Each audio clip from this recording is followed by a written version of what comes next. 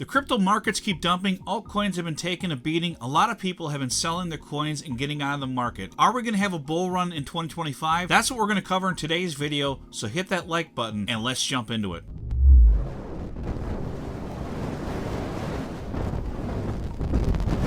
All right, we're going to jump into the fact of whether or not we should have a bull run in 2025. A lot of people have been selling their coins and getting out of the market. I know even some people that have been in the market for a very long time have gone into complete stable coins or mostly stable coins. A lot of people are getting scared that this bull market is never going to happen or that it already happened and that it's over with. Let's take a look at some things in the video here and I'll give you my thoughts on this, so let's jump into it. So the total crypto market cap is currently at $3 trillion.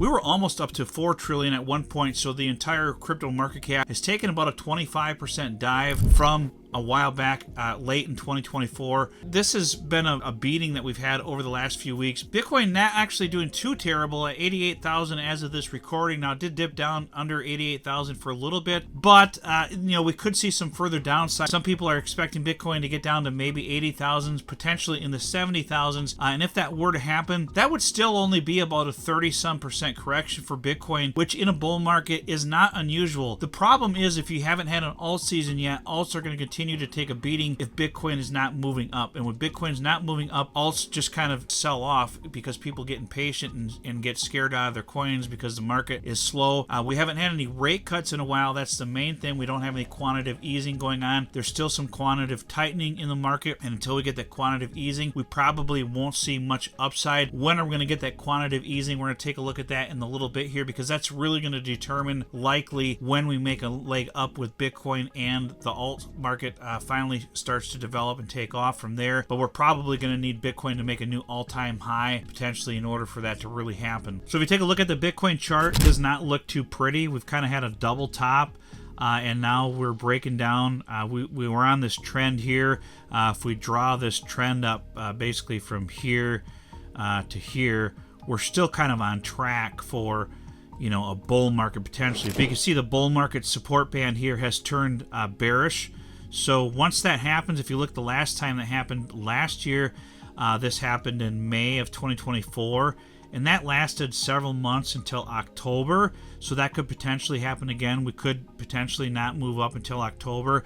Really depends on what happens with these rate cuts and how that's going to affect it.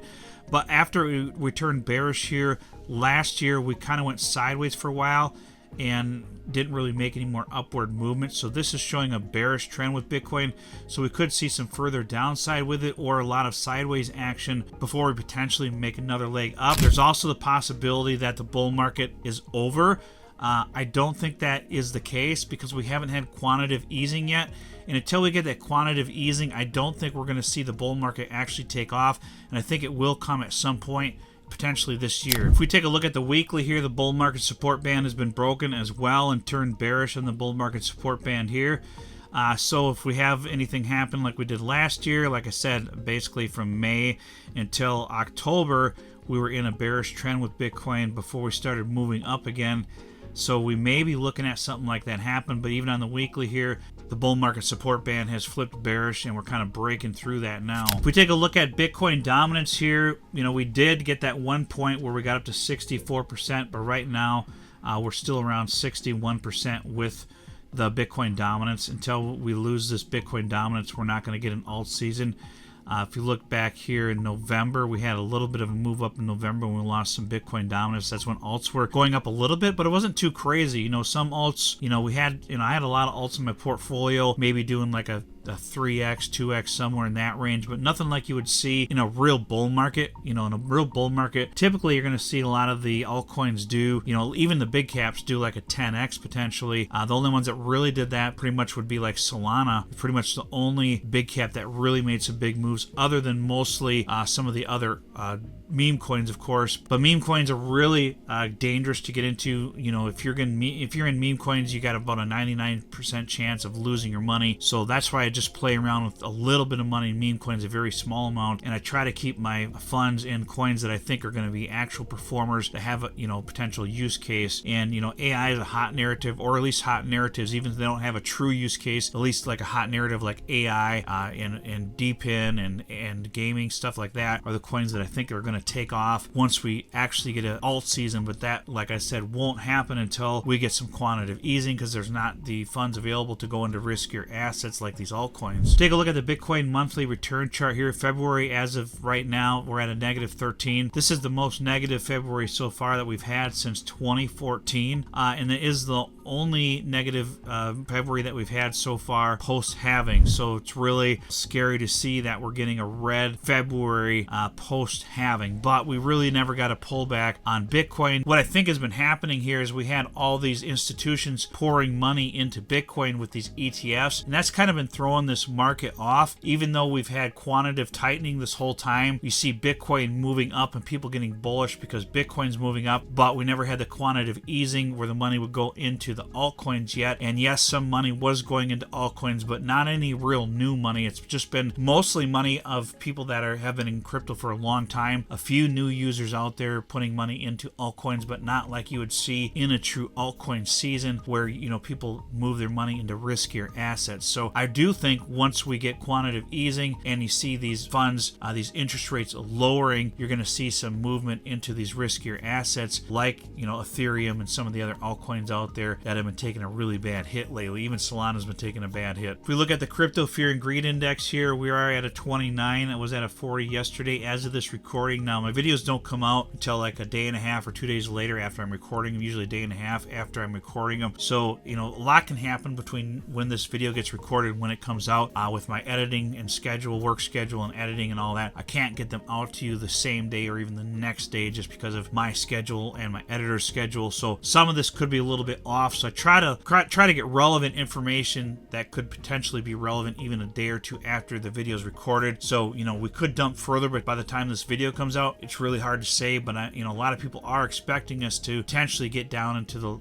80,000 or even the 70,000s with Bitcoin before we take another leg up. So let's talk about quantitative easing here. I'm going to read this little bit of information from this article about the Fed rates, the rate cuts, and potential when we might get quantitative easing here. So let's take a look at this. So Federal Reserve is set for an extended pause. So after 100 basis point of rate cuts, the Fed has signaled it needs evidence of economic weakness and more subdued inflation prints to justify further policy loosening. President Trump's low tax, light touch regulation policies should be good news for growth, while immigration controls and trade tariffs provide upside risk for prices, suggesting we could have a long wait before the next Fed cut. They did a couple rate cuts last year in 2024, and then they've been pausing since then. So if you look at this chart here, this is really interesting. So on this chart, it shows that these orange dots were the expected rate cuts. That was last year's expected rate cuts as of September last year. And now this gray line is where they're expected to cut rates now. They're also mentioning here about higher treasury yields, and the dollar strength could yet force the Fed to cut rates. So yeah, Trump wants to lower taxation and environment with a light touch regulation in order to boost growth prospects while implementing tariffs to kind of balance out, the loss of the US dollar, because we're at a trade war right now with China, with Canada, with Mexico. And basically, I think Trump's policy was going to be that whatever your tariffs you're putting on us, we're going to match you dollar for dollar, percent to percent with the tariffs. So, that's kind of having a negative impact on the market right now. And then Trump did say something about he is going to likely go ahead and put a 25% tariff on Canada and Mexico next month. And that's kind of having an impact on the markets as well.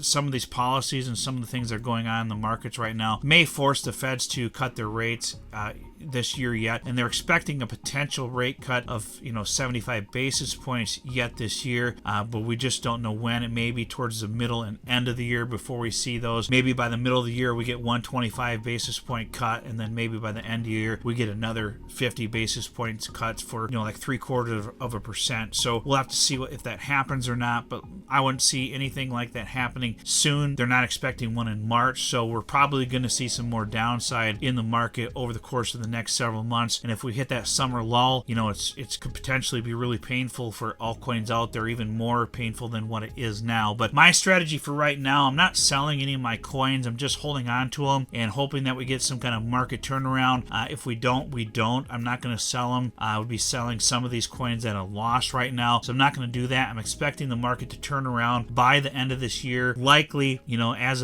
of right now, may not happen until October, November, December, like we've seen in the the past where we start to get bullish towards the end of the year. If you look at 2017 when Trump was in office, the markets really did nothing all year, that post-halving year, until the end of the year around October, November, December, and then we took off and skyrocketed, and we took off from there. But it could be something similar this time around. Obviously, there is a chance that we don't get a bull market because the Fed doesn't do any quantitative easing. We don't know if they're going to. It's thought that they will do quantitative easing at some point later in this year, but it's not guaranteed, of course. And all these things that are taking place are going to determine what happens. But for right now, I'm just holding my coins and I'm not selling at a loss. I expect us to have a turnaround at some point, but my price predictions on some of these coins, depending on what happens here, may definitely change, of course. And like I said, you do have to be flexible with any of your expectations because you have to go with what the market is doing. But right now, I'm not selling my coins. I am holding it. I'm also getting more coins monthly from all the nodes that I have from different node projects out there. So those are minting coins monthly, and those are adding to my portfolio. I also have projects that I invested in as an early investor with ICOs. I'm getting some coins from those monthly, and then I have a bunch of them that I've invested in that haven't even launched yet, that are some good projects that'll hopefully launch here soon. So I start getting those coins into my wallet before we turn bullish again and hopefully get an alt season later on this year. So that's kind of how I'm playing this out. We'll have to see what happens here. I know it's really painful right now. It's up to you guys what you want to do. If you want to sell your coins and move into stable coins or just Bitcoin or whatever you want to do, that's up to you in your portfolio. Me, I'm holding personally, but everyone has their own risk tolerance and everything that they need to do with their coins, and that's completely up to you. I don't blame any people for selling right now. It is painful, and if you can't hold through this and you got things that you need, other obligations where you need funds for, go for it. That's completely up to you and what you do for your portfolio and your situation. So that's pretty much what I wanted to cover in today's video, guys. I'd appreciate if you subscribe to my channel, hit that like button for the YouTube algorithm, and we'll see you on the next video.